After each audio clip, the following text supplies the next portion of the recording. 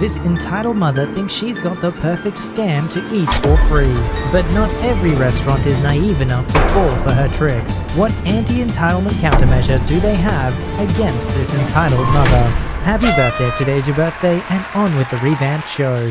A couple of years ago, I started working in the front office of a collision repair center. Let's call it Fix-It Queen. The shop specialized in fixing damaged cars from auto accidents, but sometimes had to take on mechanical repair work as well. We had, at the time, 2 mechanics with about 50 years of combined experience and certifications, 4 or 5 painters, 3 detail guys to wash and vacuum cars, and 8 repair technicians. My job was to estimate the damage, submit our estimated cost to the customer or insurance company, whoever was paying, and secure payment for the estimate. This took place in January or February after a recent snowfall. The customer, I'll call her Emma, came in with 2 small children, probably no older than 6 or 7 years old. Her accident hadn't injured the children, but her Audi SUV had slid on a patch of ice and struck a guardrail, damaging the back quarter panel and both doors. As part of the customer process, I introduced myself and sat down to discuss a few things with her. I basically knew she was going to be trouble when the first remark was, "Oh, you're the guy I'm supposed to talk to? I thought I'd have someone different." I let the implications of that statement go, laughed it off, and explained the repair process. I asked if she was having her car repaired at our shop, and she said she had questions. Did we use Audi parts? Yes, we had a deal with the local Audi dealership and used their parts store for Audi and several other high-end vehicles. How long would the repairs take? Less than 2 weeks. Everything needed to be replaced, then repainted to match. We would check all the doors and sensors and even test drive her car before calling her to state it was fixed. Were the repairs guaranteed? Yes, for as long as she owned her car. We would guarantee any paint and parts put on her car. We would also provide invoices from the Audi parts store. Did we have a rental car available? No, the rental was handled by her insurance company. Now, Fix-It Queen had a partnership with her insurance company, so her insurance had already sent her a rental car company that came to pick her up. I presented Emma with a contract or power of attorney that reiterated what I said verbally, advised that she pick up any belongings, and in 11-point font stated that any work done would have to be paid for before her vehicle could leave the shop. We didn't use small print for our contracts because corporate said so. I told Emma that she would owe a $500 deductible according to our insurance company. When she came to pick it up, Emma signed and I made a copy of her driver's license. Emma went outside with the vehicle company agent, let's call her Mystique. I filed her paperwork and returned to the lobby area to find Mystique and Emma standing there, both frustrated. Emma was mad that the rental car being given to her was a Chevrolet Impala and not an Audi. "Do you have an Audi or similar vehicle you could rent out to her?" "No, we don't do rentals. We fix damaged cars. We don't rent them out." Emma sucked her teeth. "That's very rude of you to say. My insurance company said they would have another car like mine here for pickup, and I want another car like mine. I have 2 small children and I need to keep them safe." I explained again to Emma that we could not do this, and she huffed, then sat down to call her insurance company. Mystique sat down to play on her phone. I guess I should explain that Fix-It Queen had a lobby area, and that they were sitting on the sofas in the lobby, with Emma's 2 children playing around them. Emma talked very loudly to her insurance agent, and to escape the noise. I went to do my job. I went to Emma's Audi SUV, drove it into the shop,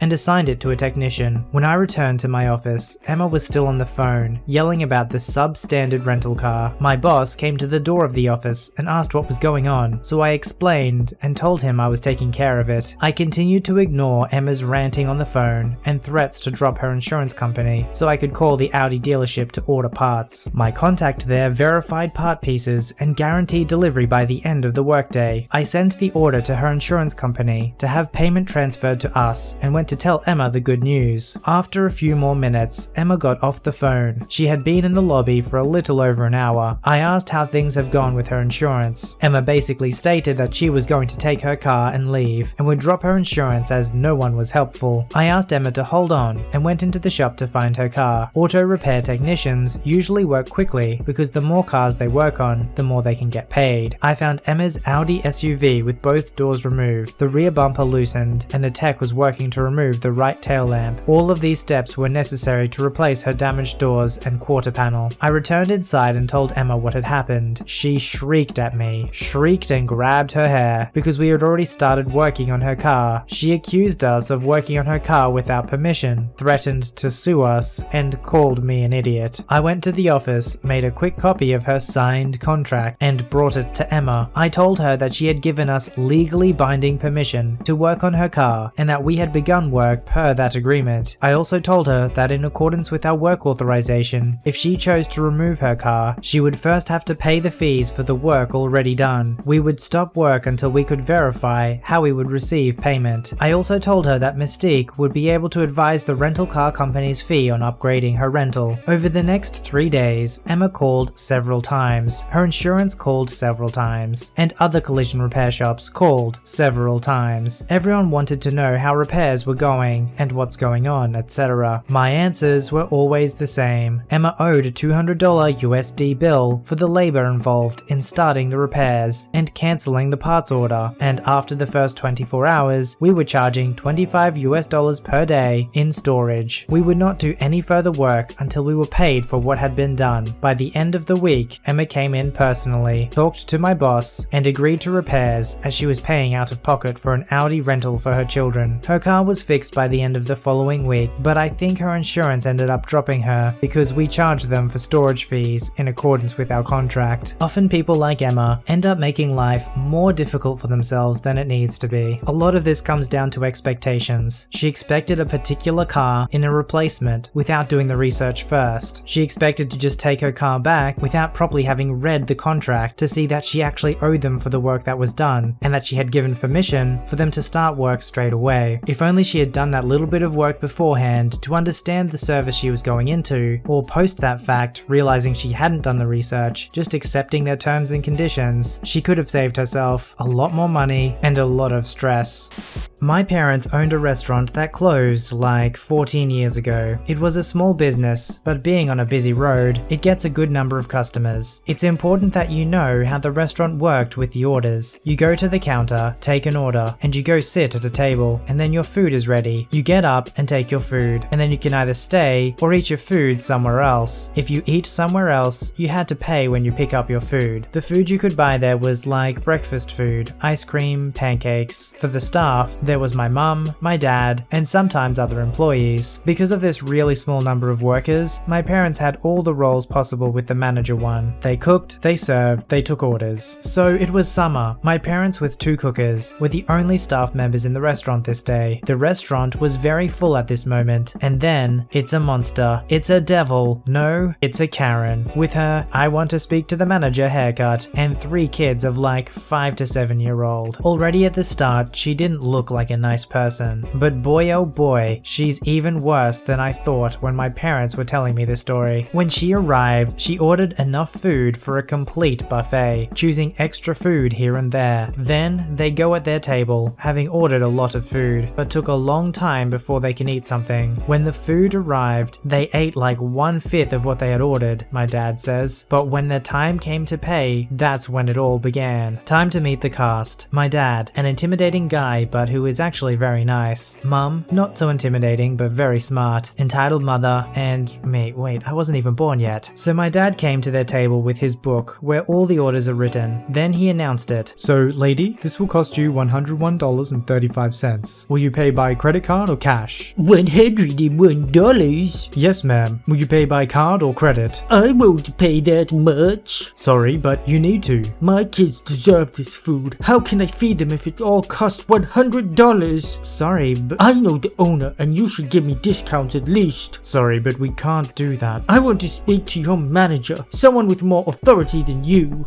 My dad then turns around to go to the kitchen and then comes again and says, "I am the manager and I will ask you to pay immediately." EM huffs and then pays before leaving by screaming, "I will get all of you fired." It would already be a good story of entitled parents, but too classic for me to post it. You know what that means? It's not finished yet. The next day, she came again, but this time with a random guy that nobody in the staff knows, not even my parents. My mum came to talk to them. "Hello, how can I help?" I'm here with the owner, and he wants to speak to your manager. Yep, she said that. So we have another person that I'll call FO for fake owner. Sorry, I think I misunderstood you. What did you say? I am the owner and I want to speak to the manager. My mum was very confused and goes to find my dad. She again thought she misunderstood the lady. Hi, do you have any I'm here now with the owner. Yeah, I'm the owner and I fire you for being rude with my friend. Yep.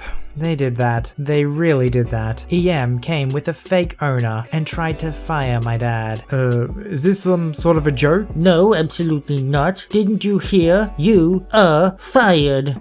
You got me. Now this isn't funny anymore. No, this is for real. Now go away off my property. I'm sorry, but you can't fire me. Yes, I can. Are you sure? Yes, I can.